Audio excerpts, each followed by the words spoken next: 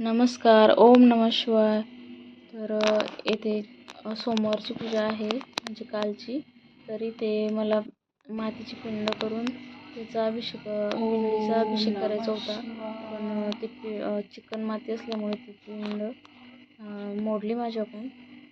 त्यामुळं मग मी जी पितळाची आहे तर मी ती नेहमीच म्हणजे दरवर्षीच मी ह्याच पितळाच्याच पिंडीवर अभिषेक करत असते आणि बेल वाहत असते. पण आता ह्या वर्षी माझी म्हणजे नणंदबाई आहेत तर त्या म्हणत होत्या कुंडीतली माती घ्या, पिंड तयार करा आणि त्यावर अभिषेक करा तुम्ही. तर मी करून बघितली पण ती पिंड असं चिकन माती होती. चिकन म्हणजे अशी एकजीव काही झाली नाही ती माती. खूपच हे होती, तिचा आकार जमला नाही एवढा. तर मग मी तो आणखी कुंडीमध्ये टाकून दिली ती पिंड, मोडली होती. आणि जी पितळाची आहे त्यावरतीच मग अभिषेक इथे केला मी आणि बेलपत्र वाहिले. तर ओम नमः शिवाय ओम नमः शिवाय असा मंत्र म्हणून बेलपत्र वाहिले आणि पिंडी खाली थोडे तांदूळ टाकले अगोदर अभिषेक झाल्यानंतर. तर पंचामृतनं अभिषेक केला. तर ते बेलपत्र वाहणं सुरू होतं माझं. आणि त्यानंतर पूजा झाल्यानंतर मग मी शिवलेला अमृत कथा वाचली आणि त्यानंतर मग आम्ही गावाकडे गेलो होतो. गावाकडे पण छान असं मंदिर आहे आमच्या. तर तिथे पण गेलो होतो दर्शनासाठी. आणि इथे वस्त्र आहे कापसाचं वस्त्र. तर ते मी इथं वाहून घेतलं, मी फुलं वाहून घेतले. आणि आज म्हणजे काल तांदूळाची मूठ होती तर ती वाहिली. आणि अगोदर सर्वप्रथम मी गणपती बाप्पाचा अभिषेक करून घेतला. तर ते काही मी व्हिडिओमध्ये दाखवलं नाही. तर सर्वप्रथम गणपती बाप्पाचा अभिषेक करून घेतला.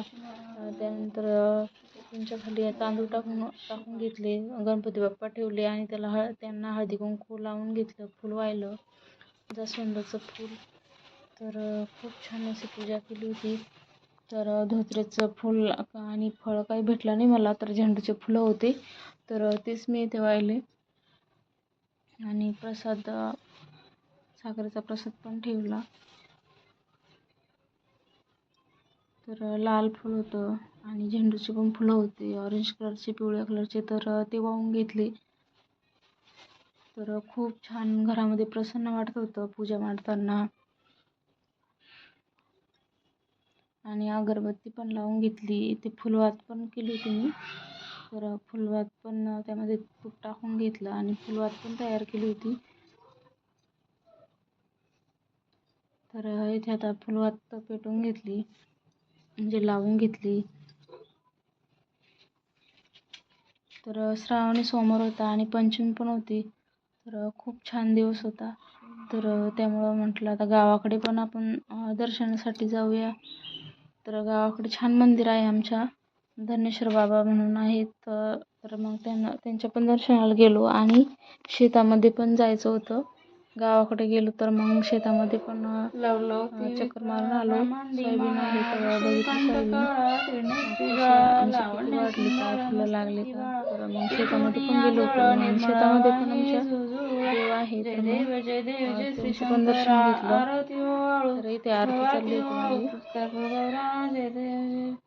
भोळा नैनी विशाळा अर्धांगी पार्वती सुमनाच्या माळा विभूतीचे उधळण शितकंठ निळा ऐसा शंकर शोभे उमा वेळा. जय देव जय देव जय श्री शंकरा आरती ओ भावारती ओ पुस्तक गौरा. जय देव देवी देती सागर मंथन पेकिले त्या माझी उचित हळ उठले ते तो असुरपणे प्राचीन केले नीलकंठ नाम प्रसिद्ध झाले. जय देव जय देव जय श्री शंकरा आरती ओ भावारती ओ पुस्तक गौरा. जय व्याघ्रावर फणीवर धर सुंदर मदनारी पंचान मनमोहन मुनी सुखकारी सुकोटीचे वीज वाचे उच्चारी रघुकुळ तिलक रामदासांतरी. जय देव जय श्री शंकरा आरती ओ भावारती ओ पुष्कर गौरा.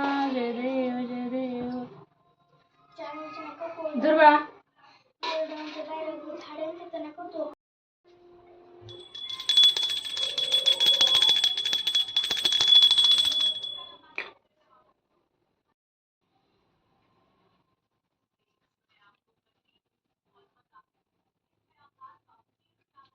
श्री गणेशाय नमः. श्री सरस्वते नमः. श्री गुरुभ्यो नमः. श्री साम सदाशिवाय नमः. हे शिवशंकरा, तू अपरिमित सर्वांचा आदी अनादी मायेच्या पलीकडचा आहे. तू पूर्ण ब्रह्मानंद शाश्वत हिरंब पिता सद्गुरु, तुला नमस्कार असो. हे ज्योतिर्मय तेजस्वी स्वरूपा, पुराण पुरुषा, तू आनंद रूपी वनामध्ये विहार करतोस. तू अनादी सिद्ध असून मायेचे चक्र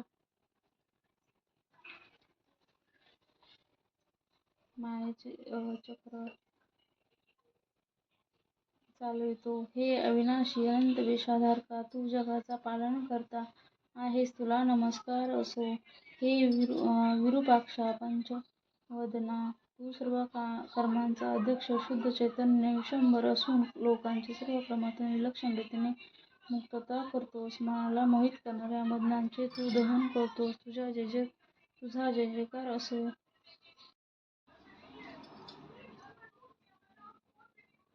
हे भक्तप्रिया, ही मनोगज माता, बाललोचना, नीलकंठा, उपनाथा, तू मस्तकावरील सुभगा फुलांचा गर्वहरण करते. गुरुवाहन विष्णूला प्रिय असणारा तू त्रिमूर्ती दैत्यांचा विनाशक आहेस.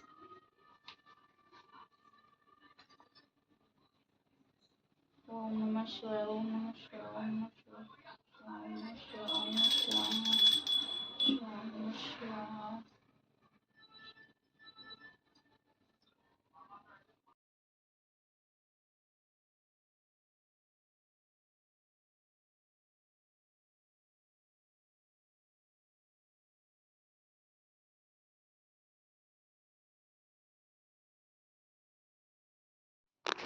तर हे आमच्या गावाकडचं मंदिर आहे. खूप छान आहे, धन्नेश्वर बाबा म्हणून. तर मी व्हिडिओ इथे फास्टमध्ये दाखवला, तर खूप मोठा झाला असता, स्लो दाखवला असता तर थोडा फास्टमध्येच घेतला. तर इथे पंचामृत नेलं होतं मी गावाकडे, म्हणजे महादेव पिंडीवर टाकण्यासाठी.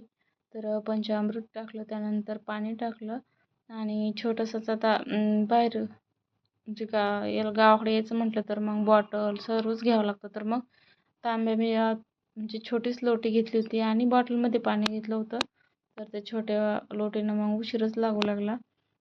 तर पाणी अभिषेक केला, पाणी टाकलं आणि त्यानंतर मग भस्म लावलं आणि बेल फूल वाहिले आणि प्रसाद वाहिला. तर तांदूळ पण वाहिले. तर खूप छान अशी पूजा झाली होती. गर्दा नव्हता आणि आम्ही दुपारच्या टायमाला गेलो होतो 2-3 वाजता, त्यामुळं काहीच गर्दा नव्हता. आणि सकाळी सकाळी खूप गर्दा असतो. गावातले सर्वच जाऊन येतात आणि जवळपासचे खेडेपाड्याचे पण आमच्या इथे म्हणजे दर्शनासाठी येतात श्रावण महिन्यात. तर खूप छान मंदिर आहे, मोठं मंदिर आहे. शिवरात्रीच्या वेळेस पण भरपूर गर्दा असतो आणि यात्रा पण भरते आणि सप्ताह पण असतो 7 दिवसाचा. आणि या आसपासचे जवळपास खेड्याचे पण भरपूर खेड्याचे लोक येतात दर्शनासाठी. तर शिवरात्रीच्या वेळेस मी व्हिडिओ टाकलेला आहे शिवरात्रीचा, तर तो नक्की बघा. खूप छान मंदिर पण सजवले जातं शिवरात्रीच्या वेळेस. तर इथे बेल पान वाहणं सुरू होते, फुलं पण आणि स्त्रियां पण वाहिले. तर तिथं फुल वाहत होती आणि बेल पण वाहिले. तर खूप छान पूजा केली. तर काहीच गर्दा नव्हता. तर हा आतला आहे गाभाऱ्याचा. मंदिर खूप मोठं आहे, खूप छान मंदिर आहे. खूप छान वाटतं पूजा केल्यानंतर. तर त्यानंतर मग आम्ही थोडेसे फोटो काढले मंदिरामध्ये आणि त्यानंतर मग आम्ही शेतामध्ये गेलो.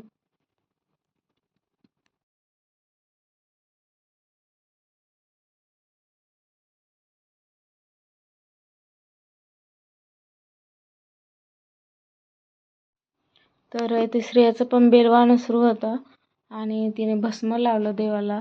तर तिला पण आवडतं असं पूजा करायला. तर मग मी तिला पूजा करू दिली आणि त्यानंतर पूजा झाल्यानंतर मग काही आम्ही थोडे फोटो काढले.